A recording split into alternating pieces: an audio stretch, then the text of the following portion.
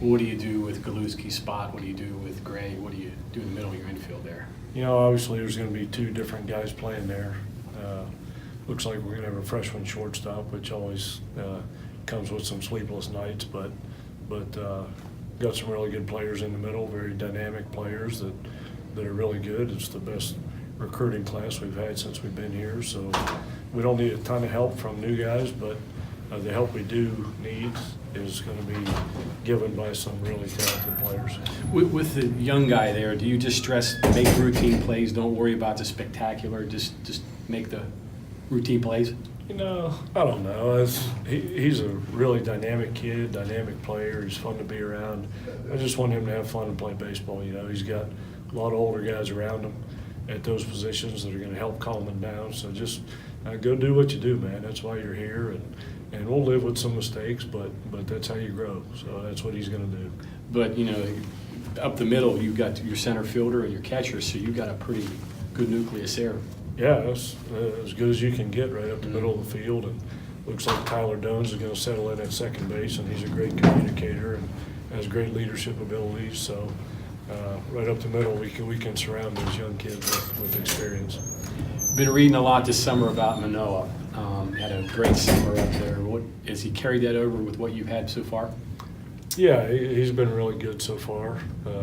Knock on whatever I want to knock on, but yeah, I think he made a decision this summer that he's going to get really serious about playing this game for a living, and I think the results have showed.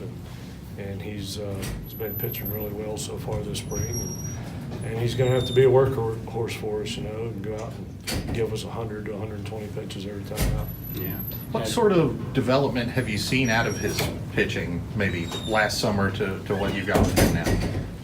Has he grown in any particular area?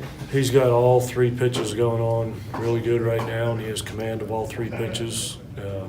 The stuff is off the charts. He throws really hard, has great changeup, great slider, but he's kind of put it all together, and he's cleaned up his body. You know, that's the first thing he had to do, and he couldn't do that until he made a decision to clean up his body, like we all try and do every day, right?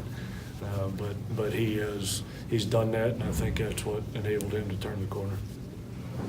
Velocity's obviously there. It was the matter of just refining things, getting a second, third pitch. Was that his deal? You know, he's always had them. It's always been in there. He was a super talented kid when we signed him out of high school, and he had all three pitches. He just, like I said, had to make that decision that he wanted to be good. And once you make that decision and take pride in it, then your actions follow. And once he made the decision, then everything kind of fell into place for him. Have you done anything mechanically with him?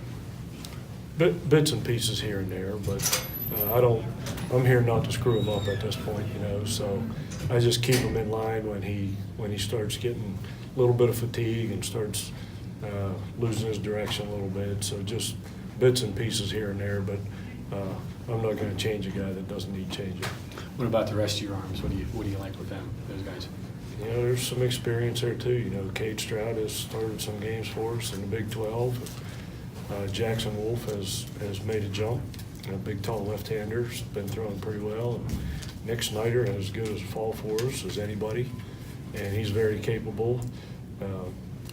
Depth is going to be a little bit of an issue between starters, and once we get to the back end of the bullpen where Sam Kessler is going to sit, we're going to need some new guys in that role to fill in some quality innings, and that'll probably dictate our success, how well those new guys pitch in that role.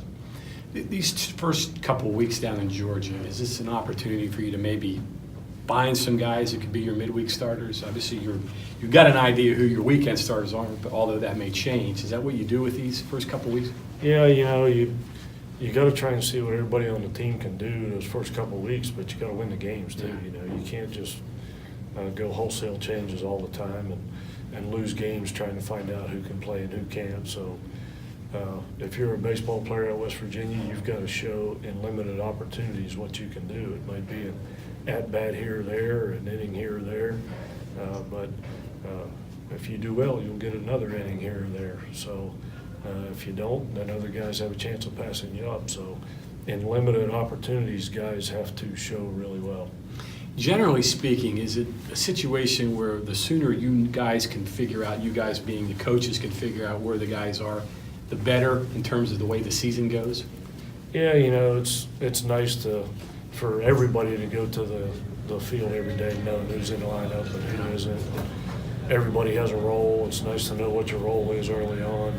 But the lineup at the beginning of the year is never the lineup at the end of the year. So guys are always fighting to increase their roles, and that's good. Guys need to fight for that. So, but yeah, you deal with injuries here and there, and you know, everybody believes in the next man up theory, and that applies here as well. If somebody goes down or somebody isn't playing well, here comes an opportunity for somebody else, and if they take advantage of it, they stay.